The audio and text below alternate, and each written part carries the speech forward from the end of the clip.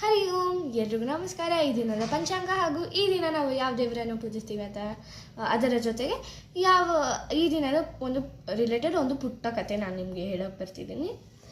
ಇಂದಿನ ತಾರೀಕು ಜುಲೈ 9, 2026, ಗುರುವಾರ, ದಶಮಿ ನಂತರ ನವಮಿ, ಅಶ್ವಿನಿ ನಕ್ಷತ್ರ ನಂತರ ಭರಣಿ ನಕ್ಷತ್ರ, ಕೃಷ್ಣ ಪಕ್ಷ, ಗುರುವಾರದಂದು ನಾವು ಸಾಯಿಬಾಬಾವನ್ನು ಪೂಜಿಸ್ತೀವಿ. ಸಾಯಿಬಾಬಾ ಜೊತೆಗೆ ರಾಘವೇಂದ್ರ ಸ್ವಾಮಿಗಳನ್ನು ಪೂಜಿಸ್ತೀವಿ. ಸಾಯಿಬಾಬಾಗೆ ನಾವು ತುಳಸಿ ಅರ್ಪಿಸಿ ರೋಸಸ್ ಅರ್ಪಿದ್ರೆ ತುಂಬ ಒಳ್ಳೆಯದು. ರಾಘವೇಂದ್ರ ಸ್ವಾಮಿಗಳಿಗೆ ತುಳಸಿ ಅರ್ಪಿಸಿ ಬೇಡ್ಕೊಂಡ್ರೆ ಈ ದಿನ ಅದು ತುಂಬ ಒಳ್ಳೆಯದು. ರಾಘವೇಂದ್ರ ಸ್ವಾಮಿಗೆ ರಿಲೇಟೆಡ್ ಒಂದು ಪುಟ್ಟ ಕತೆ ನಾನು ನಿಮಗೆ ಹೇಳ್ತಿದ್ದೀನಿ. ಅದು ತುಂಬ ಚೆನ್ನಾಗಿದೆ ಆ ಕತೆ. ಅದಕ್ಕೆ ಆ ಕತೆನ ನಾನು ನಿಮಗೆ ಹೇಳಕ್ಕೆ ಬರ್ತಿದ್ದೀನಿ. ಸೊ ಇದು ಮಂತ್ರಾಲಯದಲ್ಲಿ ನಡೆದಿದ್ದ ಕತೆ. ರಾಘವೇಂದ್ರ ಸ್ವಾಮಿಗಳು ಬೃಂದಾವನ ಪ್ರವೇಶ ಮಾಡುವಂಥ ಸಮಯ. ಆಗ ಅಲ್ಲಿನ ಭಕ್ತಾದಿಗಳೆಲ್ಲರೂ, ಅಲ್ಲಿನ ಜನರೆಲ್ಲರೂ, ಮಂತ್ರಾಲಯದ ಜನರೆಲ್ಲರೂ ತುಂಬ ಹತ್ಕೊಂಡು ಬೇಜಾರಲ್ಲಿರ್ತಾರೆ. ಯಾಕಂದರೆ ಬೃಂದಾವನದೊಳಗೆ ಹೋಗ್ಬಿಟ್ರೆ ರಾಘವೇಂದ್ರ ಸ್ವಾಮಿಗಳು ಅದು ಕ್ಲೋಸ್ ಮಾಡಿಬಿಡ್ತಾರೆ, ಆ ಬೃಂದಾವನನ ಮತ್ತೆ ನೋಡೋಕ್ಕಾಗಲ್ಲ ಅಂತ ತುಂಬ ಬೇಜಾರಲ್ಲಿರ್ತಾರೆ ಎಲ್ಲರೂ. ಅವರ ರಾಘವೇಂದ್ರ ಸ್ವಾಮಿಗಳ ಅಚ್ಚುಮೆಚ್ಚಿನ ಶಿಷ್ಯರಿರ್ತಾರೆ, ಅಪ್ಪಣಾಚಾರ್ಯರು.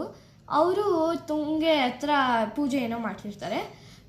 ಸೊ ಆಗ ಅವರಿಗೆ ಈ ವಿಷಯ ಗೊತ್ತಾಗುತ್ತೆ, ರಾಘವೇಂದ್ರ ಸ್ವಾಮಿಗಳು ಪ್ರವೇಶ ಮಾಡ್ತಿದ್ದಾರೆ ಬೃಂದಾವನ ಅಂತ. ಹಾಗಾಗಿ ಅವರು ಪೂಜೆ ಮಾಡೋದನ್ನು ಬಿಟ್ಟು ಅವರು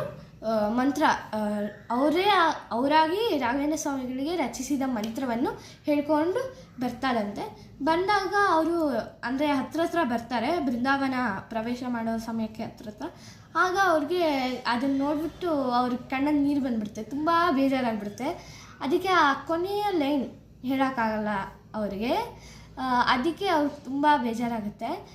ಆಗ ರಾಘವೇಂದ್ರ ಸ್ವಾಮಿಗಳು ಹೊರಗೆ ಹೋಗ್ಬಿಟ್ಟು ಮುಚ್ಚಿಬಿಡ್ತಾರೆ ಬೃಂದಾವನ. ಆಗ ಎಲ್ಲರೂ ತುಂಬ ಬೇಜಾರಲ್ಲಿರ್ತಾರೆ, ನೋಡೋಕ್ಕಾಗಲ್ಲ ಇನ್ನು ಮುಂದೆ ರಾಯರನ್ನ ಅಂತ. ಹಾಗಾಗಿ ಅವ್ರು ಅಪ್ಪಣಾಚಾರ್ಯರು ತುಂಬ ಬೇಜಾರಾಗಿರ್ತಾರೆ. ಲಾಸ್ಟ್ ಲೈನು ಕಂಪ್ಲೀಟ್ ಮಾಡಿಲ್ಲ, ರಾಘವೇಂದ್ರ ಸ್ವಾಮಿಗಳು ಹೋಗ್ಬಿಟ್ರು ಅಂತ. ಅದಕ್ಕೆ ಆಮೇಲೆ ಬೃಂದಾವನದ ಒಳಗಿಂದ ರಾಘವೇಂದ್ರ ಸ್ವಾಮಿಗಳು ಹೇಳ್ತಾರೆ, ಸಾಕ್ಷಿ ಹಯ ಸ್ತೋತ್ರೈಹಿ ಅಂತ ಹೇಳ್ತಾರೆ.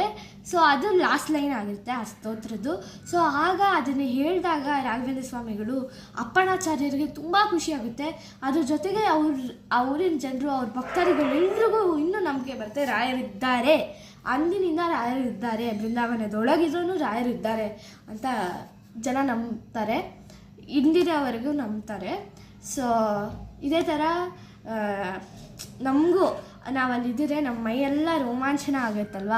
ಅದಕ್ಕೆ ಈ ಥರ ಇನ್ನೂ ವೀಡಿಯೋಸ್ ಬೇಕಂದರೆ ನಮ್ಮ ವೀಡಿಯೋಸೆಲ್ಲ ನೋಡಿ ಲೈಕ್ ಮಾಡಿ ಹಾಗೂ ನನ್ನ ಪ್ರೊಫೈಲ್ಗೆ ಫಾಲೋ ಮಾಡ್ಕೊಳ್ಳಿ. ಧನ್ಯವಾದಗಳು. ಹರಿ ಓಂ.